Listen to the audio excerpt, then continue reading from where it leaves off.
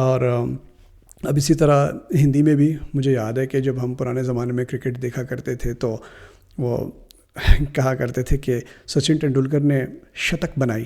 میں حیران تھا، یار یہ شتک کیا چیز ہے؟ دوستو، آج کے ویڈیو میں آپ کا سواگت ہے، اور آج ہم بات کریں گے، جیسے کہ آپ دیکھ سکتے ہیں جھنڈے سے، ہندی میں بات کریں گے ہم. سب سے پہلے تو ایک وہ انگریزی میں ایک مقولہ ہے نا کہ دی ایلیفینٹ ان دا روم، کہ کوئی بہت ہی اہم بات ہو، بڑی بات ہو، جس کے اوپر لوگ بات نہ کر رہے ہوں. تو سب سے پہلے تو یہ اس بات کا فیصلہ کر لیں کہ آیا کہ کیونکہ میں تو اردو اسپیکر ہوں، مجھے آیا کہ یہ دعویٰ کرنے کا حق ہے یا نہیں، مجھے اس بات کو کرنے کا ادھیکار ہے یا نہیں کہ مجھے ہندی بھی آتی ہے. کیونکہ جیسے کہ ہم جانتے ہیں کہ ہندی اور اردو ان دونوں زبانوں میں میوچول انٹیلیجبلٹی ہے، کہ اس زبان کو بولنے والے ایک دوسرے کی بھاشا کو سمجھ سکتے ہیں. تو اب آیا کہ ہم یہ کہہ سکتے ہیں کہ نہیں، اب اردو اسپیکر یہ کہے کہ مجھے دو زبانیں آتی ہیں، اردو بھی اور ہندی بھی، اور ہندی اسپیکر یہ کہے کہ مجھے ہندی بھی آتی ہے اور اردو بھی میں بات کر سکتا ہوں، یہ صحیح ہوگا یا نہیں؟ کیونکہ اگر ہم دیکھیں تو ہندی اسپیکر اور اردو اسپیکر جب ایک دوسرے سے بات کرتے ہیں تو ہمیں اپنی بات پوری سمجھ میں آ جاتی ہے. یعنی کچھ معاملات ایسے ہیں کہ جن میں اگر جیسے کوئی بہت ہی زیادہ مشکل اردو بات کرنے کی کوشش کرے نا، کوئی اگر یہ کہے کہ دیکھیں ہمارے قول و فعل کے تضاد کی وجہ سے جو ہمارے اوپر قد غن لگا ہے، اب اس سے استثناء حاصل کرنے کے لیے ہمیں من عن کوشش کرنی پڑے گی اور ببانگ دہل اپنے معافِ ضمیر کا اظہار کرنا پڑے گا. یہ تو مشکل بات ہو جائے گی نا بہت، لیکن اس طرح تو اصل زندگی میں بات نہیں کرتے ہم. اور اب اسی طرح ہندی میں بھی مجھے یاد ہے کہ جب ہم پرانے زمانے میں کرکٹ دیکھا کرتے تھے تو وہ کہا کرتے تھے کہ سچن ٹینڈولکر نے شتک بنائی. میں حیران تھا، یار یہ شتک کیا چیز ہے؟ تو اب اس بات کو سوچ کے مجھے آخر میں ایک خیال آیا. میں نے کہا یار اچھا نہیں، خیال تو اردو والے بولتے ہیں نا، ہندی والے تو خیال بولتے ہیں. پتہ نہیں، مجھے بتائیے گا یہ میں صحیح سمجھ رہا ہوں یا نہیں. میں نے کہا یار کہ ہمارے یہ دونوں جو یہ زبان تو بہت ہی سملر ہیں، بہت ہی ایک جیسے ہیں، لیکن جو لکھنے کا جو یہ انداز ہے یہ تو بالکل ہی مختلف ہے. اردو لکھنے کے لیے وہ عربی حروف استعمال ہوتے ہیں، لیٹرز، اور ہندی جو ہے وہ دیوناگری اسکرپٹ میں لکھی جاتی ہے. تو میں نے یہ سوچا کہ اگر میں دیوناگری سیکھ لوں پھر تو میں صحیح معنی میں دعویٰ کر سکتا ہوں نا کہ مجھے ہندی آتی ہے. تو میں دیوناگری سیکھ بیٹھا.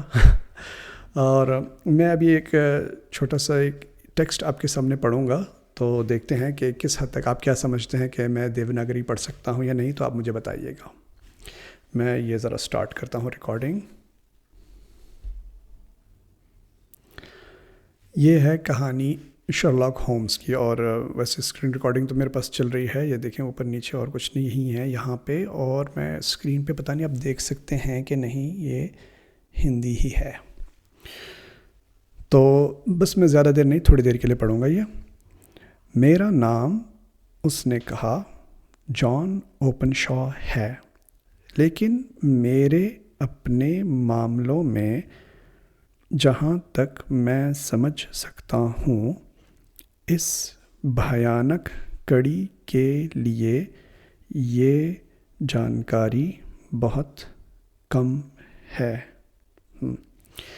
یہ ایک، ارے بھائی یہ مشکل ہندی لفظ آ گیا، یہ کیا ہے؟ یہ